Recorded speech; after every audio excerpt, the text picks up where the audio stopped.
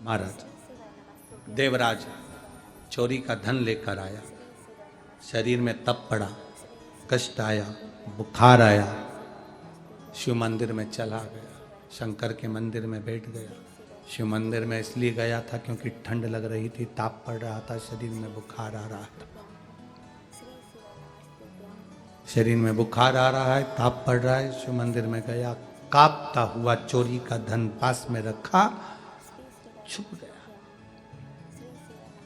शिव महापुराण की कथा कोई ब्राह्मण बाच रहा होगा, थोड़ी थोड़ी देर में हर हर महादेव कह रहा होगा, इसको क्रोध आ गया, मेरे शरीर में कष्ट है, सिर दुख रहा है, तकलीफ है, और ये हर हर महादेव कह रहा है। चोरी का धन उठाया, बाहर निकल गया, धन लेकर बाहर आया, बेलपत्री के वृक्ष के नीचे बैठा था और शरीर में कष्ट बढ़ता बढ़ता इतना बढ़ गया कि उसके प्राण छूट गए।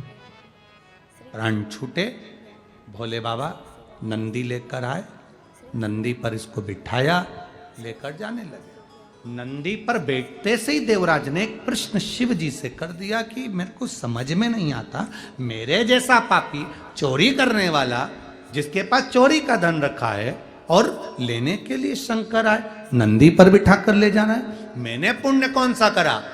देवराज से महादेव ने कहा, तेरा पुण्य नहीं, तेरी माता का पुण्य है, तेरी माता का पुण्य है। उसने जो एक लोटा जल महादेव को चढ़ाया था, उस जल का प्रताप था जो तू चोरी का धन लेकर शंकर के मंदिर में आ गया और तेरे कानों में शिव महापुराण का एक अंश चले गया और तूने कानों में श्री शिवाय नमस्तुभ्यम सुनना।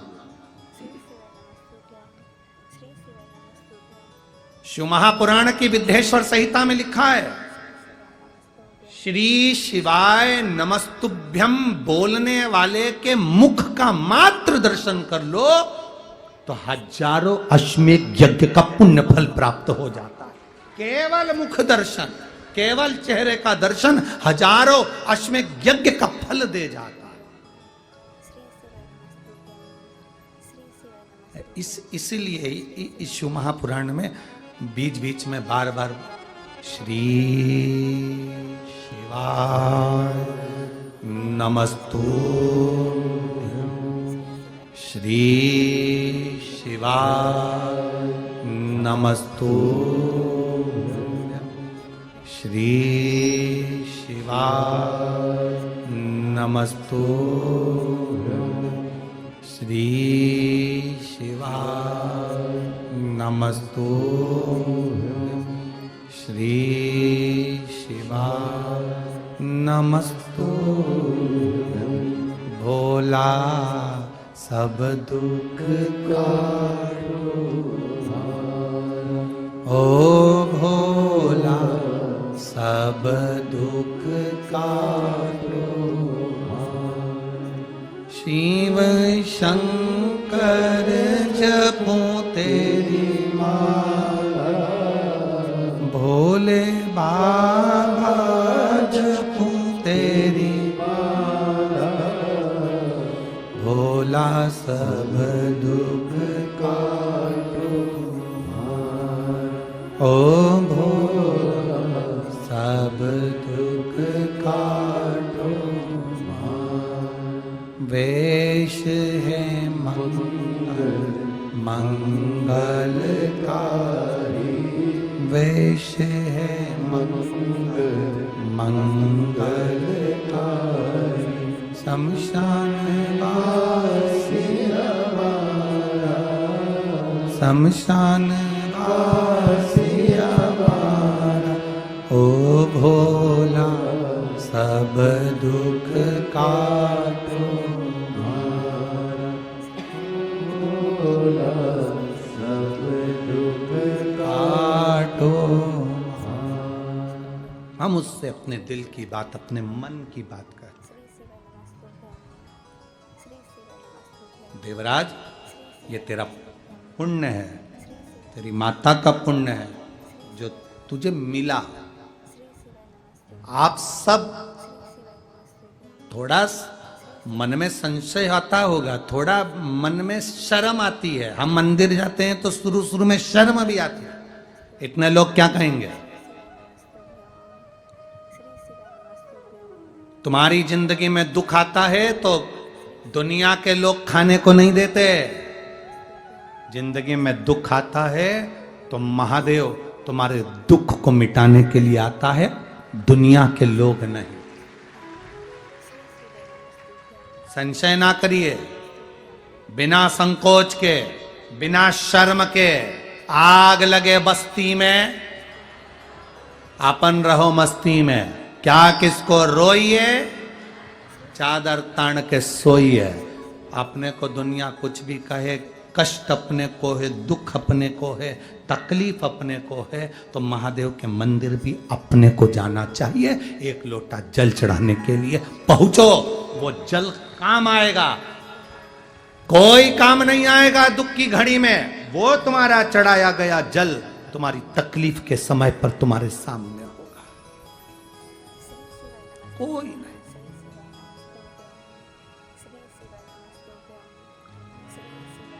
वो तुम्हारे सब बोल बम का नारा है, कोई नहीं आए, बस वो जल।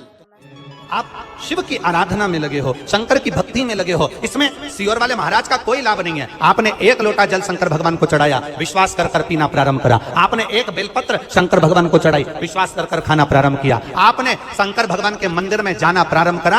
आप 2 कदम चलकर शिव के दरवाजे तक जाते हो तो तुम्हारा दुख मिटाने के लिए वो कैलाश को छोड़कर तुम्हारे दरवाजे तक आता है। ये निश्चितता है।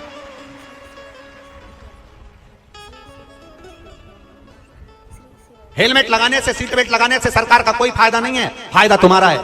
ये सिर में चोट नहीं लगेगी, शरीर का नुकसान नहीं होगा। सीट बेल्ट लगाओ, हेलमेट लगाओ। जल चढ़ाने से सियोर वाले महाराज का कोई फायदा नहीं होगा, फायदा तुम्हारा है। तुम जाओ शंकर के मंदिर पर। कई लोग हैं हेलमेट को गाड़ी के ऊपर टांग कर रख लेते हैं पर नहीं लगाते। बोलो सही है कि गलत है? बोलो बोलो, जम के बोलो।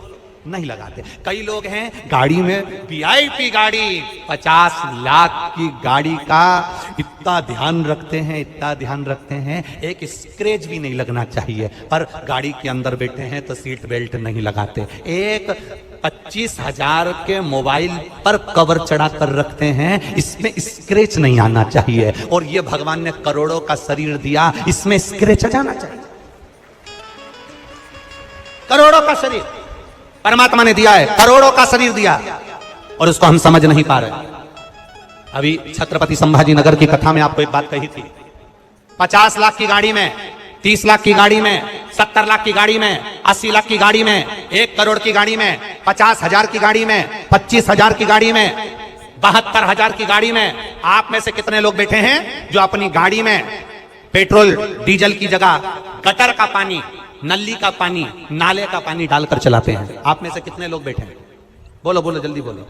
कोई है ऐसा जो गटर का पानी, नाली का पानी, नल्ले का पानी गाड़ी में, 70,000 की गाड़ी, 50,000 की गाड़ी, 1 लाख की गाड़ी, कोई नहीं जो केरोसिन का तेल डालकर भी 1 लाख की गाड़ी, 1 करोड़ की गाड़ी को केरोसिन का तेल डालकर चलाता हो? ऐसा कोई व्यक्ति नहीं है। अपनी इतनी महंगी गाड़ी को लोग पेट्रोल और डीजल से चलाते हैं। जरा विचार करना, 50,000, 70,000, 1 लाख, 50 लाख की गाड़ी को लोग गटर का पानी, केरोसिन का तेल डालकर नहीं चलाते। केवल ये करोड़ों की गाड़ी में लोग ना जाने कौन कौन सी गटर का पानी डाल डालकर चला रहे हैं। ये करोड़ों की गाड़ी रोज शाम ढलती है और ये गटर की दुकान पर मिलते हैं, और वो गटर का पानी डाल डाल कर गाड़ी को चला रहे हैं। ये गाड़ी कब तक चलेगी? कब तक चलेगी? ये गाड़ी बहुत दिन तक चलने वाली नहीं। फिर ए भाई, अच्छे से सुनना जरा, एक आंकड़ा निकलवाना। मेरा निवेदन है, एक आंकड़ा निकलवाओ सरकार से। समुद्र में डूबकर मरने वालों की संख्या कम है, बावड़ी में डूबकर मरने वालों की संख्या कम है, तालाब में डूबकर मरने वालों की संख्या कम है, कुएं में डूबकर मरने वालों की संख्या कम है, समुद्र में डूबने वालों की संख्या कम है, खड्डे में डूबकर मरने वालों की संख्या कम है, पर प्याली में डूबने वालों की संख्या ज्यादा है।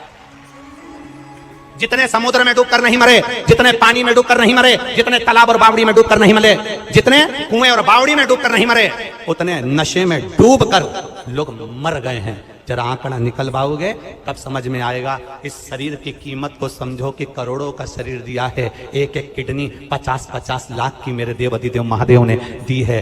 फेफड़े दिए, नेत्र दिए, श्रवण शक्ति दी, मुख दिया, हाथ दिया, पांव दिया, उसको धन्यवाद देते रहो। ये तेरी उदारता, ये तेरी कृपा है। तेरी कृपा बिना नहीं हो सकता। जो तू दिया है वो कोई नहीं दे सकता, जो तू दिया। आज फिर आदरणीय विश्वास भैया के यहाँ से भाभी जी आज फिर कह रही थी, गुरुदेव श्रीमती रूमा जी सारंग फिर कह रही थी, बड़े बड़े सौभाग्य हमारे, बड़े बहुत बड़ा भाग्य है हमारा जो हम इस पावन शिव महापुराण कथा के यजमान पद मिला। गुरुदेव आप कहते हो शंकर और पार्वती को यजमान का पद मिला था, ये तो शिव ने हमारे ऊपर बड़ी कृपा करी है। एक बार जोरदार ताली श्रीमती रूमा जी सारंग जी के लिए। बहुत बहुत साधुवाद है आपके विचारों को, आपके भावों को और आपके निर्मल स्वभाव को।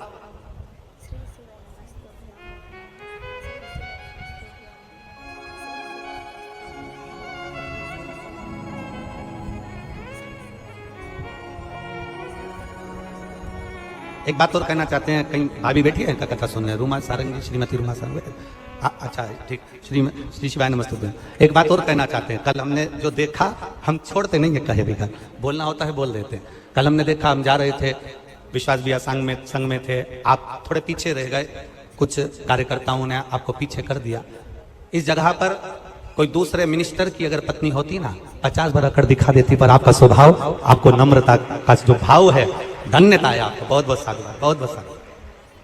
कोई होते तो कह देते, तो मुझे जानते नहीं हो, पर आपके स्वभाव वश बाबा की बड़ी कृपा है। हर हर महादेव। एक बार जोरदार ताली बजाइए। बहुत बहुत साधुवाद। हो कहीं भक्ति का बल बड़ा, विश्वास का बल बड़ा, भरोसे का बल बड़ा, श्रद्धा का बल बड़ा है। अपने शरीर को पहचानो, इस शरीर में रहने वाली आत्मा को पहचानो, और आत्मा के साथ जो भजन करने वाले परमात्मा का गुणानुवाद है उसको पहचानो।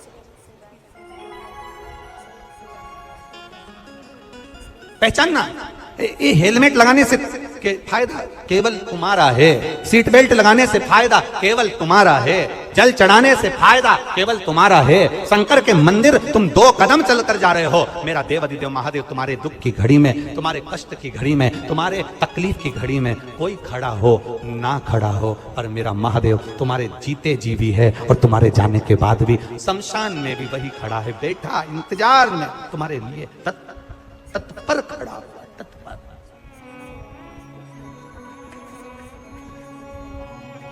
महाराज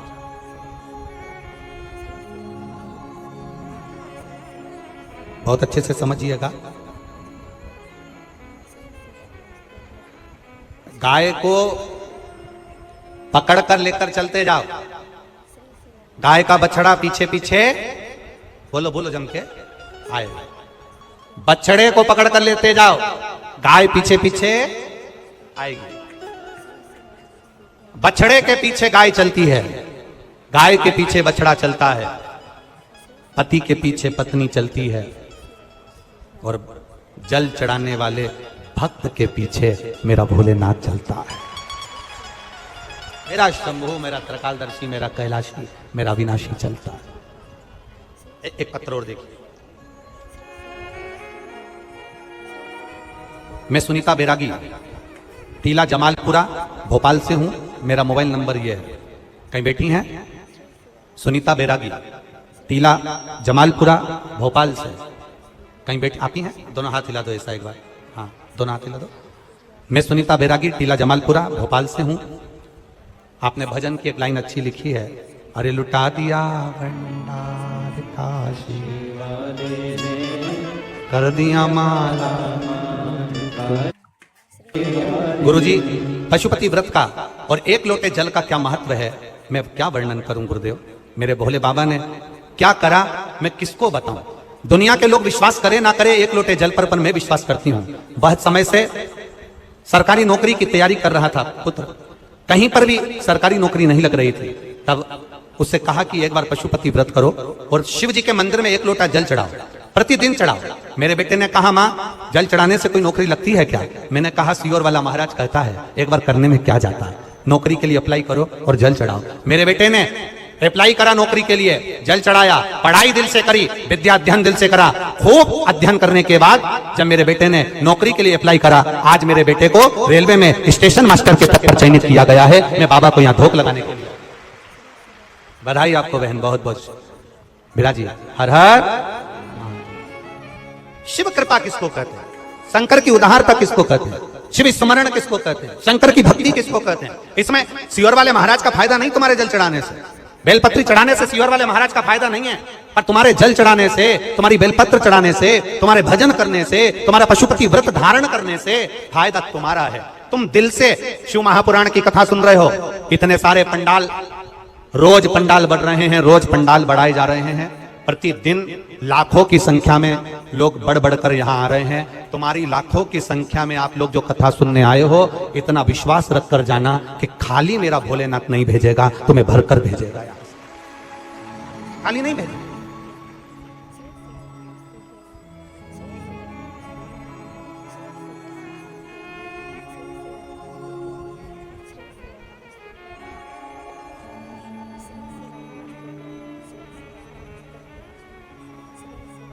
भोले मैं तेरी हवा विच उड़ती जावांगी, बाबा डोर हथो छड़ी ना कटी जावांगी। भोले मैं तेरी पतन, शंभू मैं तेरी पतन, हवा विच उड़ती जावांगी, छड़ी नाम कटी जावांगी। बाबा मैं तेरी पतन, शंभो मैं तेरी पतन। हमारा भाव, हम भगवान के भजन में जो समय लगा रहे हैं, भगवान के स्मरण में जो समय लगा रहे हैं, वो समय खाली नहीं जाए। पार्वती जी ने शिव जी की आराधना करी थी, माता पार्वती जी ने भगवान शंकर की आराधना करी थी। दान, भजन, प्यासे को पिलाया गया पानी, भूखे को कराया गया भोजन, स्मरण, कीर्तन, मंत्र जाप, ये खाली नहीं जाता। कथा सुनने बैठे हो, ये खाली नहीं जाता। एक बड़ा सुंदर चरित्र, एक बार माता पार्वती जी ने शिव जी से संसार में सुख और दुख के बारे में स्मरण किया। आवाज बढ़ाओ। शिव जी से सुख और दुख के विषय में माता पार्वती जी ने प्रश्न किया। थोड़ा ध्यान से सुनना, बड़ा अच्छा चरित्र। काशी में नंदन वन में भगवान शंकर और पार्वती बैठे हैं, और नंदन वन में जब माता पार्वती और शिव जी बैठे थे, तो पार्वती जी ने शिव जी से प्रश्न करा कि जीवन में सुख और दुख कितने विचित्र हैं, ये क्यों आते हैं? सुख मिला तो क्यों मिला, और दुख मिला तो क्यों मिला? ये माता पार्वती जी ने शिव जी से प्रश्न किया। शंकर भगवान ने बड़े भाव से इस सुख दुख के चरित्र का वर्णन किया। शिव जी कहते हैं, सुनो पार्वती, मैं तुम्हें एक चरित्र सुनाता हूं। नंदनवन काशी में बैठे हैं, और नंदनवन काशी में बैठकर भगवान शंकर पार्वती जी से कर मैं एक चरित्र सुनाता हूं। एक सेठ जी, करोड़पति, धनपति, अरबपति, बहुत पैसा, दुनिया का सारा ठाट सेठ जी के पास में था, दुनिया का सारा वैभव सेठ जी के पास में था, करोड़ों का धन सेठ जी के पास में, गाड़ी बंगला सब कुछ, सब दिया परमात्मा ने, बहुत दिया। पर सेठ जी कंजूस थे, और उन्होंने अपनी जिंदगी में आज तक एक चवन्नी का दान नहीं किया, कभी किसी को एक गिलास पानी नहीं पिलाया। रिश्तेदार भी अगर आ जाएं तो वो पानी ना पिलाए, भोजन ना कराए, तो रिश्तेदारों ने आना भी बंद कर दिया, कोई नहीं आता, कभी दान नहीं करा। और उसके यहाँ का नियम था, सेठ जी के 3 बेटे, सेठ जी के तीनों बेटों में से 2 बेटों की शादी हो गई, एक बेटा कुंवारा था, सबसे छोटा वाला। छोटे बेटे की शादी होना थी, सेठ जी ने संबंध देखा और बच्चे का विवाह करा। छोटी बहू घर के अंदर आ गई। छोटी बहू आई तो घर की जो जेठानियां थी, दोनों जेठानियों ने छोटी बहू को अपने कमरे में बिठाया और बिठाकर समझाया, सुनो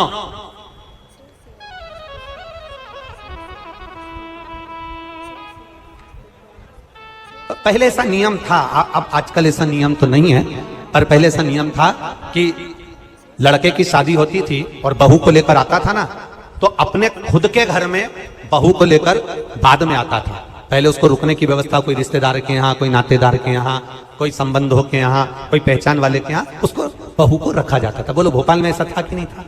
अरे बोलो जम के तो बोलो, था ना ऐसा? लड़का शादी कर कर बहू को लेकर आया, सीधे अपने घर नहीं आया, पहले उसको कोई मित्र के आधिकारिक पहचान वाले, दीदी, जीजा, बहनोई, नातेदार, रिश्तेदार, कुटुंब, कबीला, अड़ोसी पड़ोसी, रिश्तेदार वाला, उसके यहाँ पर उस बहू को, उस छोरे को, बहू बेटा को वहां रोका जाता। काहे के लिए रोकते थे? उसको रोकने का कारण क्या था? उसको रोकने का कारण केवल एक था। क्यों रोका जाता था? केवल एक कारण से कि बहू जब वहां पर आए तो उसको हमारे घर के बारे में हमारे रिश्तेदार सब बता दें कि तुम्हारी सास ऐसी है, तुम्हारे ससुर ऐसे हैं, तुम्हारा देवर ऐसा है, तुम्हारा जेठ ऐसा है, तुम्हारा परिवार ऐसा है। अब जो छोटी बहू आई है तो दोनों जेठ